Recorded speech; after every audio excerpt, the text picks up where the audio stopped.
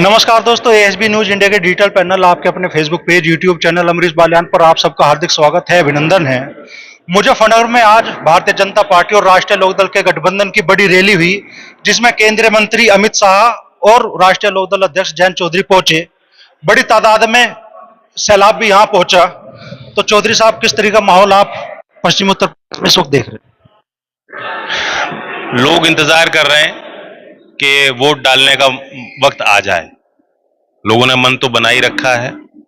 जो थोड़ी बहुत कसर थी, जब लोकदल और भाजपा का समझौता हो गया, क्योंकि हमारी विपक्ष में बड़ी भूमिका रही है लोगों के बीच, और एक विश्वास और पैठ भी लोकदल की रही है यहाँ, खासतौर से मुजफ्फरनगर के क्षेत्र में लोग जानते हैं। तो जब हमने निर्णय लिया साथ आने का, एक दल के तौर पे अब हम लोग संयुक्त अभियान कर रहे हैं, कैंपेन कर रहे हैं। प्रधानमंत्री के साथ सभा हुई, अमित शाह जी के साथ सभा हुई है। मैसेज हमने लोगों को दिया है, और जब चुनाव के नतीजे खुलेंगे ये दिखाई देगा कि एक तरफा ही माहौल बन गया। 19 तारीख को चुनाव 15 दिन शेष है, और अभी भी जैसा हमारा अपना अनुभव कह रहा है सर, भारतीय जनता पार्टी और आरएलडी के कार्यकर्ताओं के बीच ग्राउंड स्तर पर वो समन्वय, कोई नाराजगी वाली नहीं, लेकिन समन्वय है कि जहां मान लो बीजेपी के नेता चुनाव लड़ रहे हैं, वहां आरएलडी वाले मीटिंग थी, हमें नहीं बुलाया, या चुनाव में हमारा उतना सहयोग नहीं लिया जा रहा। ऐसे ही जहां आरएलडी के कैंडिडेट है, वहां बीजेपी के कार्यकर्ताओं की शिकायत। ये नेताओं के ऊपर होता है।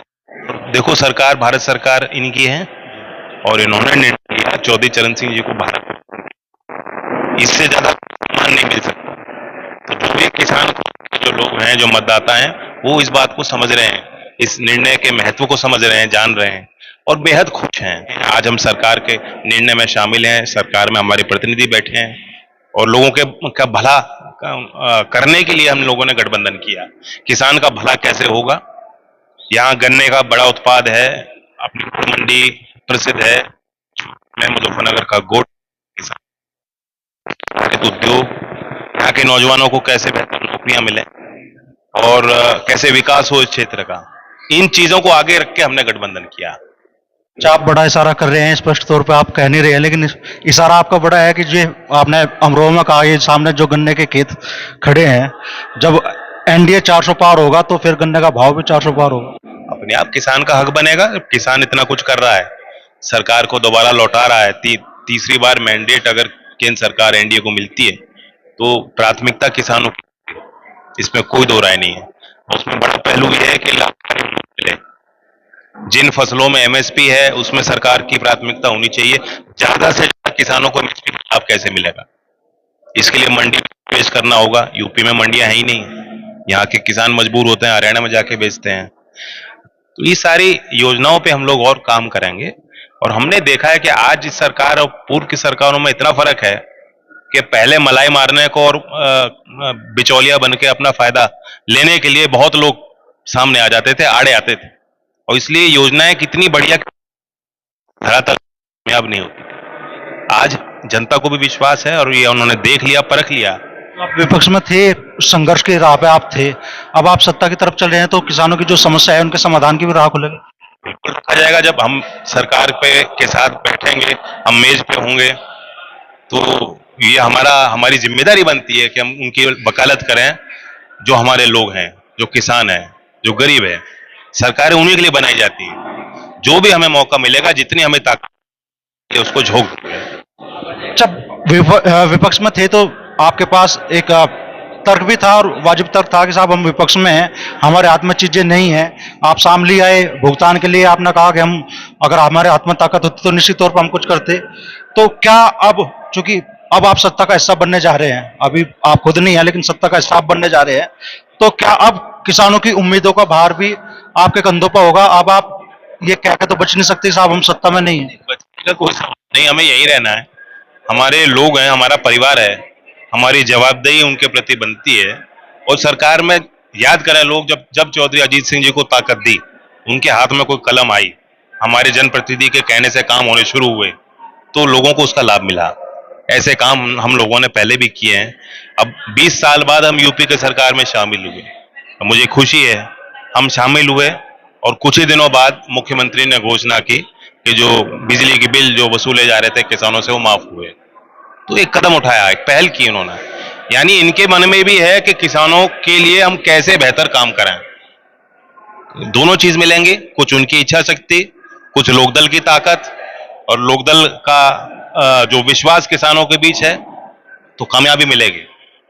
पूरी तरह से पुष्ट नहीं हूं, लेकिन मेरे पास किसी ने व्हाट्सएप पे एक भेजा जिसमें ये बताया गया कि फ्री बिजली के लिए मीटर अनिवार्य शर्त है। ये चीजें सामने आई, मुझे भी किसानों ने बताया, क्योंकि अभी तो आचार संहिता लग गई, तो देखेंगे क्या रूपरेखा उसके क्रियान्वयन की क्या उन्होंने बनाई है। लेकिन ये तो निश्चित है कि किसानों को लाभ मिलेगा उसका, ऐसा नहीं है। अब जो लोग इस व्यवस्था का भी लाभ नहीं उठा पा रहे, तो उसकी भी हम कोशिश करेंगे कि उनकी समस्या दूर हो।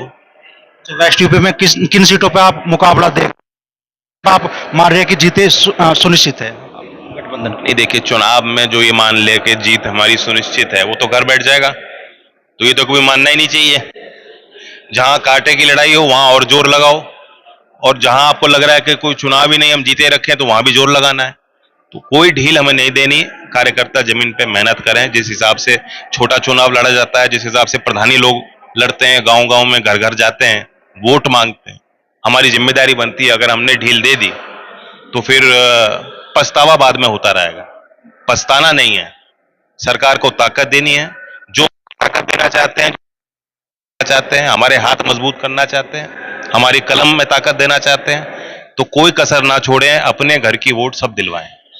जब मुस्लिम वोटरों का बड़ा भरोसा आपकी तरफ आया था, और हमने देखा कि निकाय चुनाव में कई जगह लोगों ने समाजवादी पार्टी को छोड़ के आरएलडी के पक्ष में वोट दी, मुस्लिम वोटरों ने खासतौर पे। अब उस भरोसे पे एक बड़ा क्वेश्चन मार्क फिलहाल लग गया सर। मेरे मन में कोई क्वेश्चन मार्क नहीं है, लोगों की नजर में भी नहीं रहना चाहिए। लोग जानते हैं कि समाजवादी पार्टी ने हमें साथ रख के भी कैसे कैसे उनकी कोशिश थी कि हमें कमजोर किया जाए, और कई स्तर पे वो चाहते ही नहीं थे कि हम लोग जीतें। विपक्ष में रह के भी विपक्ष की जो भूमिका होनी चाहिए ईमानदारी से समाजवादी पार्टी नहीं निभा पा रही। उन हालातों को देखते हुए हमने निर्णय ये लिया। मुसलमान तो प्रदेश और देश का है, कहीं ये सोचे उसे असहज होने की जरूरत नहीं कि सरकार उसकी नहीं है। बराबर का हक उसको मिलेगा और हिस्सेदारी उसको मिलेगी, और उसके साथ कहीं अन्याय हम लोग नहीं होने देंगे। ये वादा है। मैंने एक इंटरव्यू में देखा आपने कि कहीं पश्चिम यूपी में अब माहौल बिगड़ेगा तो सबसे पहले जयंत चौधरी वहां पहुंचे। कोई वर्ग झगड़ा नहीं चाहता, और अब यहां का झगड़ा होने की कोई संभावना भी मुझे नहीं दिखती, क्योंकि जब झगड़ा होता है उससे सारी चीज खराब हो जाती है, व्यापार खराब हो जाता है, आगे की संभावनाएं बंद हो जाती हैं। कोई निवेश नहीं करता ऐसे क्षेत्र में, कोई जमीन नहीं खरीदता, कोई अपने बच्चों की शादी नहीं करता जहां उसे पता लग जाए कि यहाँ तो झगड़ा है, यहाँ तनाव का माहौल है। तो कौन ऐसा माहौल कोई नहीं चाहता, और इसलिए मैंने उस बात को कहा। मेरा कहना जरूरी भी है, बार बार उस बात को कहूंगा भी मैं, कि कहीं भी लोगों का विश्वास ना डगमगाए। उसके लिए जयंत चौधरी खड़े हैं। मैं खड़ा हूं, मैं कह रहा हूं, और खड़ा रहूंगा। अच्छा सर, बागपत की जो घटना हुई तिलवाड़ा में, तो अभी थोड़ी बहुत नाराजगी या जो इस तरह की चीजें आ रही है, वो कहीं ऐसे ऐज नहीं करती? बिल्कुल भी नहीं, ये छोटी चीजें होती हैं। चुनाव के वक्त में देखिए, पहले दूसरा होता था, अलग हिसाब से चुनाव लड़े जाते, अब सारी मशीनरी अलग हो गई। जैसे आपके हाथ में माइक है, हर एक आदमी के जिसके हाथ में कैमरा है वो अपने आप को पत्रकार मानता है, और चुनाव के वक्त कहां वीडियो किस संदर्भ में ली और कहां उठा के फेंक दी और किस हिसाब से दिखाई, इस पर काबू नियंत्रण किसी का नहीं है। गांव में तो झगड़े होते हैं। वो एक घर का, परिवार का विवाद था, बेवजह पार्टियों को उसमें धकेला गया। बाद में आपने देखा होगा कि एक वीडियो भी आ गई सामने, जो दोनों पक्ष जो लड़ रहे थे, दोनों कह रहे थे कि अब हमारा कोई झगड़ा नहीं। तो कई बार चुनाव के उसमें गर्मा गर्मी में छोटी चीजें बड़ी बन जाती हैं और बड़े तरह से उसको दिखाई जाती हैं। वो ना कोई विस्फोट था, ना उसका कोई प्रभाव है उन चीजों का। ये तो छोटी मोटी चीजें हैं, तनाव की हो जाती हैं, वही सुलटा ले जाते हैं लोग, वहीं पे सुलट गई। वोट पे उसका कोई प्रभाव नहीं है। आज भी आप गांव में जाओगे तो हो सकता है घर घर में इस तरह के झगड़े सामने आ जाएंगे, लेकिन उसमें बीजेपी और लोकदल का कोई लेना देना नहीं।